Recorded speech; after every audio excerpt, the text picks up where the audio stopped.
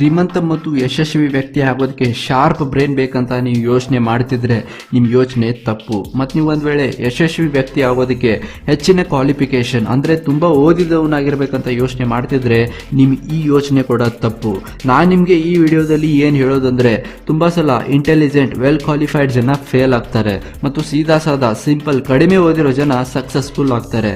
ಯಾಕಂದ್ರೆ ಫ್ರೆಂಡ್ಸ್, ನೀವು ಕೂಡ ಯಾವಾಗಲಾದ್ರೂ ನೋಟಿಸ್ ಮಾಡಿರ್ಬೋದು, ತುಂಬಾ ಓದಿರೋ ಅಥವಾ ವೆಲ್ ಕ್ವಾಲಿಫೈಡ್ ಜನ ತುಂಬಾ ಯೋಚನೆ ಮಾಡ್ತಿರ್ತಾರೆ ಮತ್ತು ತುಂಬಾ ಯೋಚನೆ ಮಾಡೋದ್ರಿಂದ ಅವರು ಕನ್ಫ್ಯೂಸ್ ಆಗ್ತಾರೆ ಮತ್ತು ಲಾಸ್ಟ್ ಅಲ್ಲಿ ಆ ಕೆಲಸ ಮಾಡೋದ್ರ ಬದಲಿ ಆ ಐಡಿಯಾನ ಡ್ರಾಪ್ ಮಾಡ್ತಾರೆ. ಭಾರತದ ತುಂಬಾ ಹಳೆಯ ಶ್ರೀಮಂತ ಮನುಷ್ಯ ಶ್ರೀ ಘನಶ್ಯಾಮ್ ದಾಸ್ ಬಿರ್ಲಾ ಅಂದ್ರೆ GD ಬಿರ್ಲಾ ಅವರು 1979ರ ಒಂದು ಇಂಟರ್ವ್ಯೂ ಅಲ್ಲಿ ನಾನು ಹೈಯರ್ ಎಜುಕೇಶನ್ ಹೇಟ್ ಮಾಡ್ತೀನಿ ಅಂತ ಹೇಳಿದ್ರು.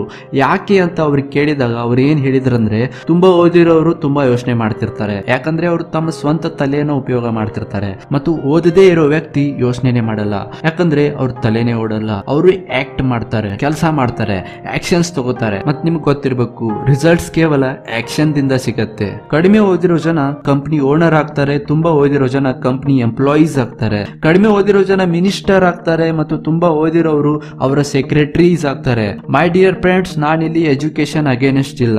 ಕೇವಲ ನಾ ಇಲ್ಲಿ ನಿಮ್ಗೆ ಏನ್ ಹೇಳೋದಂದ್ರೆ, ಒಬ್ಬ ಯಶಸ್ವಿ ವ್ಯಕ್ತಿ ಆಗ್ಬೇಕಂದ್ರೆ ನಿಮ್ ಯೋಚನೆ, ನಿಮ್ ತಿಳುವಳಿಕೆ, ನಿಮ್ ಎಜುಕೇಶನ್ ನಿಮ್ ಅಲ್ಮಾರಿಯಲ್ಲಿ ಬಂದ್ ಮಾಡಿಡಿ. ತುಂಬಾ ತಿಳುವಳಿಕೆ ಜನ ಯೋಚನೆ ಮಾಡೋದ್ರಲ್ಲಿ ಅವ್ರ ಸಮಯನ ಕಳ್ಕೊತಾರೆ ಮತ್ತು ಕಡಿಮೆ ಯೋಚನೆ ಮಾಡೋ ಜನ ಆಕ್ಷನ್ ಮಾಡಿ ಎಲ್ಲಿಂದ ಎಲ್ಲೋ ಹೋಗ್ಬಿಡ್ತಾರೆ. ಮತ್ತೆ ಇದ್ರ ಪ್ರೂಫ್ ನಿಮ್ಗೆ ಇತಿಹಾಸದಲ್ಲಿ ಸಿಗತ್ತೆ. ವಿರಾಟ್ ಕೊಹ್ಲಿ, ಸಚಿನ್ ತೆಂಡೂಲ್ಕರ್, ಕಪಿಲ್ ದೇವ್, ಮುಖೇಶ್ ಅಂಬಾನಿ, ಅಜೀಂ ಪ್ರೇಮ್ಜಿ, ಮ್ಯಾರಿ ಕಾಮ್, ಅಮೀರ್ ಖಾನ್ ಇಂತ ದೊಡ್ಡ ದೊಡ್ಡ ವ್ಯಕ್ತಿಗಳು ತಮ್ಮ ಸ್ಟಡೀಸ್ ನೇ ಕಂಪ್ಲೀಟ್ ಮಾಡಿಲ್ಲ. ಸೈನ್ಸ್ ಏನ್ ಹೇಳತ್ತಂದ್ರೆ, ನಮ್ ಬ್ರೈನ್ ಒಂದು ದಿನದಲ್ಲಿ 40ರಿಂದ 50,000 ಥಾಟ್ಸ್ ನ ಯೋಚನೆ ಮಾಡುತ್ತೆ ಮತ್ತು ಅದರಲ್ಲಿ 70% ನೆಗೆಟಿವ್ ಥಾಟ್ಸ್ ಇರ್ತವೆ. ಈಗ ಬಾಕಿ ಉಳಿದಿರೋ ಥಾಟ್ಸ್ ಅಲ್ಲಿ ತುಂಬಾ ಐಡಿಯಾಸ್ ಇರ್ತವೆ, ಅದನ್ನ ನಾವು ಮುಂದಿನ ಭವಿಷ್ಯದಗೋಸ್ಕರ ಯೋಚನೆ ಮಾಡ್ತೀವಿ. ಮತ್ತು ಅದರಲ್ಲೂ ಕೇವಲ 2% ಐಡಿಯಾಸ್ ಹೇಗಿರ್ತಾವಂದ್ರೆ ಅದ್ರ ಬಗ್ಗೆನೆ ನಾವು ತುಂಬಾ ಫೋಕಸ್ ಮಾಡ್ತೀವಿ. ಈಗ ಪ್ರಶ್ನೆ ಏನಂದ್ರೆ, ನಮ್ ಥಿಂಕಿಂಗ್ ಪ್ರೊಸೆಸ್ ಏನು ಅಂತ.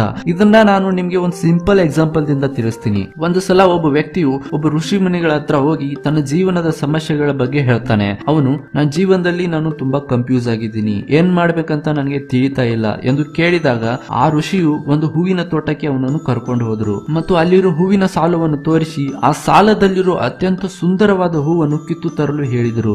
ಆದ್ರೆ ಅವರು ಒಂದು ಕಂಡೀಷನ್ ಹೇಳಿದ್ರು, ಅದೇನಂದ್ರೆ, ನೀವು ಒಂದು ಸಲ ಮುಂದೆ ಹೋದರೆ ಬಿಟ್ಟು ಹೋದ ಹಿಂದಿನ ಹೂವನ್ನು ಮರಳಿ ನೋಡಬಾರದು ಮತ್ತು ಅದನ್ನು ಕಿತ್ತು ತರಬಾರದು ಎಂದರು. ಆಗ ವ್ಯಕ್ತಿಯು ಹೂವಿನ ಸಾಲದಲ್ಲಿ ಅತ್ಯಂತ ಸುಂದರವಾದ ಹೂವನ್ನು ಹುಡುಕಲು ಪ್ರಾರಂಭಿಸಿದ.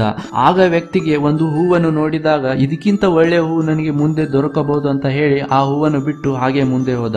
ಮತ್ತೆ ಮುಂದೆ ಹೋಗಿ ಇದಕ್ಕಿಂತ ಒಳ್ಳೆ ಹೂವು ನನಗೆ ಮುಂದೆ ದೊರಕಬಹುದು ಅಂತ ಹೇಳಿ ಆ ಹೂವನ್ನು ಕೂಡ ಬಿಟ್ಟು ಹಾಗೆ ಮುಂದೆ ಹೋದ. ಹೀಗೆ ಮುಂದೆ ಹೋಗಿ ಹೋಗಿ ಅವನಿಗೆ ಕೊನೆಗೆ ಮುದಡಿದ ಹೂವು ದೊರಕಿತು. ಆಗ ದುಃಖಪಟ್ಟು ಆ ಹೂವನ್ನು ತಂದು ಋಷಿಗಳಿಗೆ ಕೊಟ್ಟಾಗ ಅವರು ಅವನಿಗೆ ಏನು ಹೇಳಿದ್ರಂದ್ರೆ, ನೀನು ಇದೇ ತರ ನಿನ್ ಜೀವನದಲ್ಲಿ ಸಿಕ್ಕಿರೋ ಅವಕಾಶಕ್ಕಿಂತ ಮುಂದೆ ಒಳ್ಳೆ ಅವಕಾಶ ಸಿಗಬಹುದು ಅಂತ ಬಿಟ್ಟು ಕೊಡ್ತಿದೀಯಾ?